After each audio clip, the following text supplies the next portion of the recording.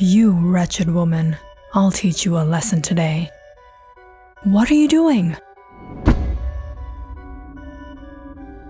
Sometime late in the morning in the suburbs of Unville, villagers crowded around the house of a young woman, seeing her being thrown out. Why are you blaming me? Blame your men. What happened? Wife's jealousy for her husband. Weren't you with her 2 nights back? Are you trying to get me into trouble? One by one, villagers joined to see the commotion. This woman is corrupting the minds of our men. She's a temptress. Let's take her to the authorities. In the midst of the hustle, some people began moving aside. The priest is here, the priest is here. He can judge.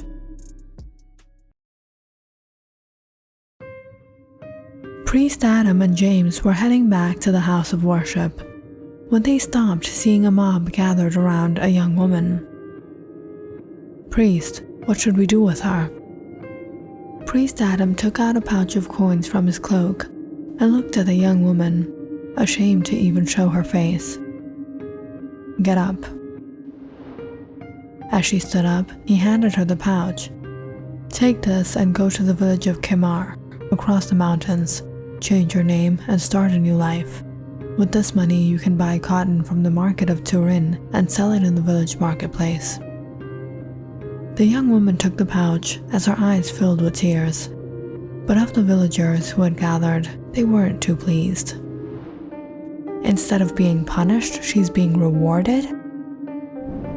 Is this why we give charity to the house of worship? So that it can be spent on these kind of women? Hearing all the complaints, Priest Adam turned to address everyone. If we did with her what we were supposed to do, she wouldn't be doing this. So what do you want us to do? Allow these women to tempt our men and rob our money? It is our fault. We didn't make sure that no woman is ever in a circumstance that she has to be a temptress. If not a family, everyone has a hungry belly to fill. As long as she wasn't a temptress, you didn't pay her attention, you didn't take care of her, and now that she's become one, you want to spend on her. We as a society have to take care of the helpless woman, or else tomorrow, if anything happens to one of you men, your wives, your sisters, your daughters may end up like her. The villagers all started murmuring amongst each other, some ashamed, yet some still disapproving. But when the first drops of rain began to pour, everyone rushed to go back to their homes and shops. Thank you, Priest Adam, the young woman said, before she too returned. Priest, we should head back before the rain gets heavier. Let's go. Priest Adam and James hurried on their way, when suddenly a small stone struck Priest Adam on his head. Shocked to see a drop of blood trickle from his head, James immediately scanned the streets. Catching sight of a boy, he ran and caught hold of him. Priest, it was him. Priest Adam looked at the young boy and smiled. Son, for what do I owe you this reward? You're a phony. Who is your father? Why do you care? James angrily looked at the boy. You. Priest, what do you want me to do with him? We'll take him to the right place. What are you going to do? Get me punished? No, my son. I'll take you to a better place. Priest Adam led the way as James kept an eye on the boy as they followed. In a while, they reached the village school, where Mr. Abbott was teaching his class. Seeing Priest Adam, he stepped aside. Priest Adam, what a pleasant surprise. What can I do for you? I've brought you a very talented boy here. Mr. Abbott passed a glance at the boy with a sudden look of hesitation. Priest, if I admit this boy, the parents of other children won't like it. Philip, You're a teacher, a knowledgeable man. Take a look around. The Lord do not treat man differently because of his race, color, or ethnicity. The wind, the sun, the rain, earth treats all men equally by his command. Even the animals treat all men equally by his command. It doesn't matter to a lion if you're black or white. So should we men treat man differently because of his color, race, and ethnicity? No, Priest Adam.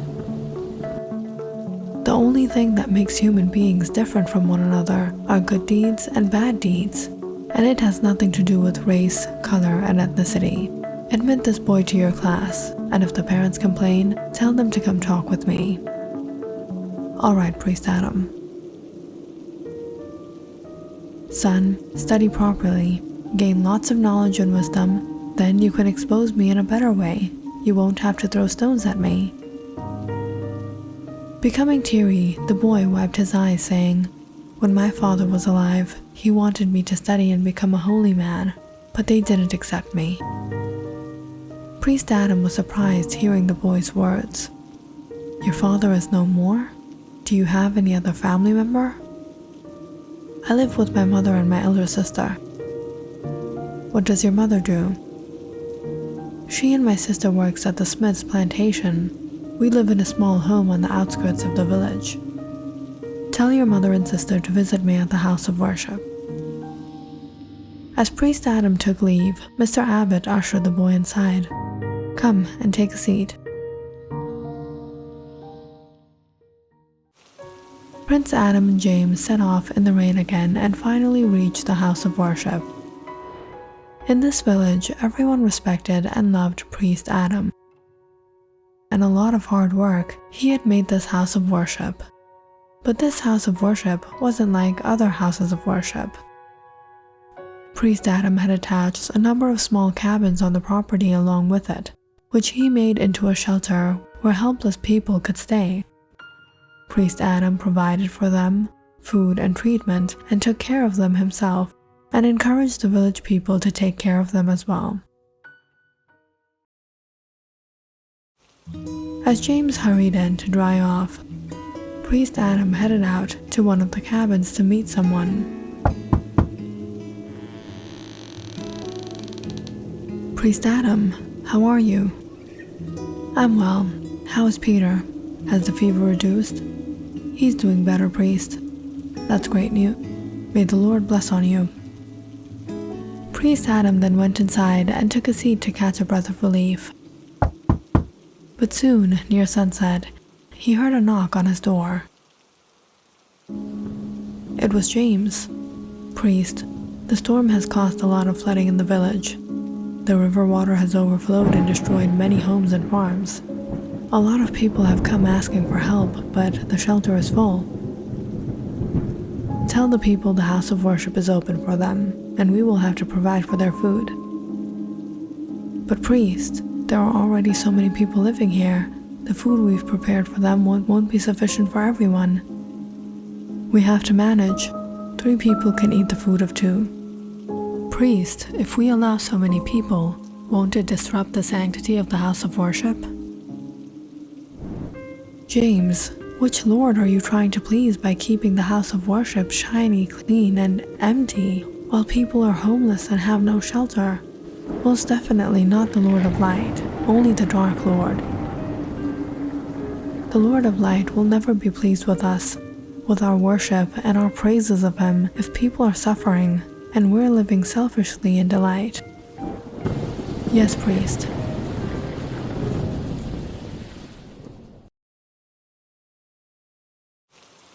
James hurried to open the doors of the house of worship and announced to all the families, "You all can take shelter here till the storm ends." Priest Adam divided the space to allow each of the families to sit together in rows. As the evening passed, the storm only increased. James and Priest Adam closed all doors and windows to stop the rainwater from coming in, and lit candles and lanterns around the hall. Unfortunately, the roof began to leak as well, and every now and then, James mopped the floors trying to keep it dry. Priest Adam began distributing the food. Luckily, he was able to manage for everyone. Priest, you're looking a little tired. Let me do it. No, it's all right. I'll manage.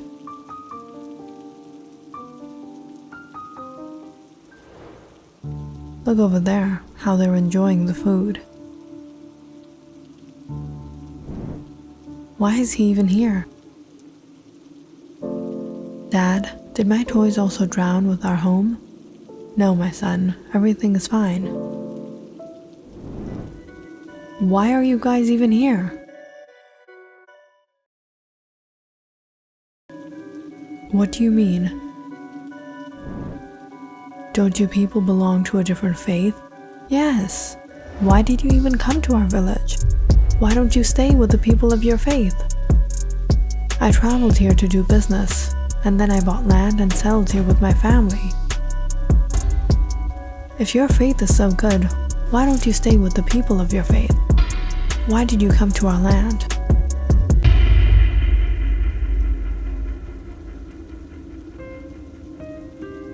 Overhearing the men, Priest Adam walked up to them. Do you believe that the source of all life is the Lord? Yes, Priest Adam. But you're behaving as if your source of life is different from the source of life of this man. Your creator is different from his creator. No, Priest Adam. So you believe that your soul and his soul has come from the same Lord, and you will return to the same Lord. Yes, Priest Adam. Then who are you belittling on the account of faith?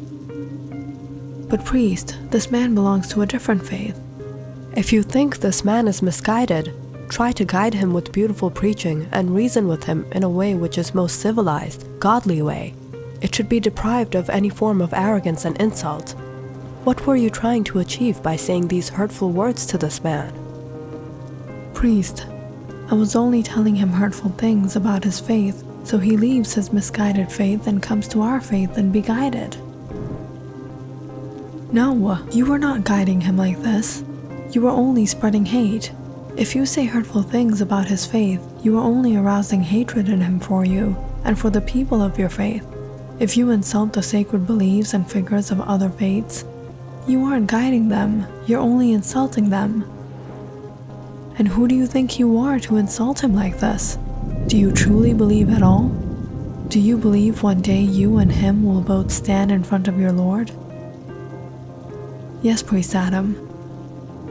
If after your preaching he doesn't accept your message, then wait for the day when you both will stand in front of the Lord, and let the Lord be the judge between you two, and the Lord will tell you who was more guided and who was misguided. But Priest Adam, they're taking over our land and our wealth. Do you own the heavens and the earth? No, Priest Adam. Do you believe this village, all wealth, the heavens and the earth belongs to the Lord? Yes, Priest Adam. Did the Lord give the people of the same faith equal amount of land and wealth? No, Priest Adam. Why not? Why are some of you, people of the same faith, rich and wealthy, while some others are poor and beggars? We were only able to acquire whatever the Lord allowed us to acquire. Then how can you question this man why he has come to this village of the people of different faith? He didn't come to your village or your home. He came to the village that belongs to the Lord, and to the house that belongs to the Lord. It is the Lord who created him and gave him hunger, and gave him a family to feed. And it is the Lord who provides. Who do you think allowed this man of different faith to acquire wealth and land in a godly way in this village? Wasn't it the Lord? So who do you think you're blaming? You're blaming the Lord. You and me are no more than a maintainer of the little authority that the Lord has given us for the timing in this village as a test. And the Lord will one day question me and you if we conducted in a godly way or in an ungodly way. Are you so selfish and jealous that in an ungodly way you want to take away from this man of different faith what the Lord has given him? No, Priest Adam, we're sorry, we've made a mistake. Don't apologize to me. Apologize to this man and his family who you insulted in front of everyone.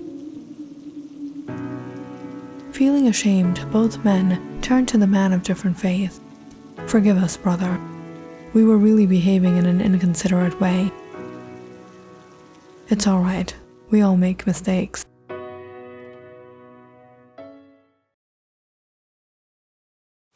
Having settled all issues in the house of worship, Priest Adam sat down feeling weary and exhausted, but he was content seeing everyone comfortable and safe.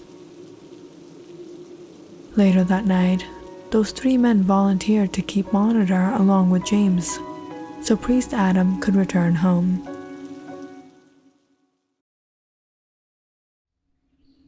After a long night, the villagers were relieved to see a bright morning the next day. The sheltered villagers were waiting to visit Priest Adam before they would return home, while others arrived to the sermon. But the time for the sermon passed by, and Priest Adam didn't arrive. Where is he? Is everything okay? Where else could he be? He's probably giving out our money to those kind of women. Or giving our money to those beggars who don't want to work, getting to live off our money for free. This is what he does. Takes money from us and wastes it like this. These people will never allow us to enjoy our lives. As the men conversed, they suddenly noticed a boy enter with his family and sit towards the back. What are you doing here? Priest Adam told me to come. As everyone passed glances at them and murmured,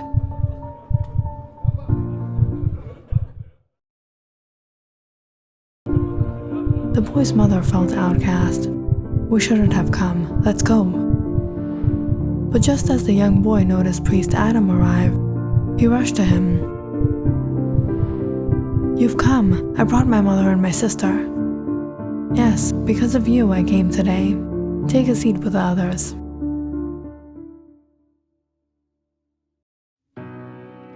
As Priest Adam stood at the altar to begin the sermon, everyone fell quiet. To everyone who has come today, I would like to remind you all about the most important thing about life. There are many things in our lives that we struggle for, but nothing is certain apart from one thing, that we all will die one day. This body of ours will perish and become dirt, but the only thing that will remain is our soul. It is our soul that keeps this body, our vessel, alive. And every soul came from the same source, the source of all life, our Lord. And one day, our soul will return to Him, and we will stand in front of our Lord to answer for our deeds.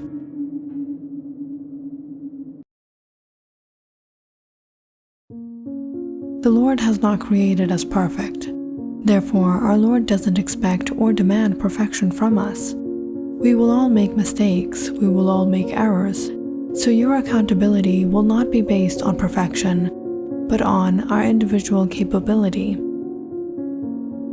For some of us, it is easier to control hunger, and for some of us, it is easier to control our lust.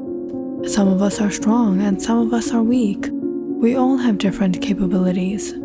So be sincere. Do not pretend to be weak when you're strong as an excuse, because you won't be able to deceive your Lord. Your Lord knows the true intentions of your hearts. Therefore, we will be judged on the basis of our true intentions and individual capability, and for what is outside our capability, your Lord will forgive. As Priest Adam ended the sermon, everyone sat there contemplating on his words. When suddenly, they heard the noise of the doors of the house of worship open swiftly, and there stood James, looking anxious. Priest Adam wasn't feeling well for the last couple of weeks, and today, right before dawn, he passed away. There will be no sermon today. We have to prepare for the burial. What? How can that be? Everyone looked at each other in shock before they turned back to look at the altar. Now empty. If Priest Adam passed away last night, who gave the sermon?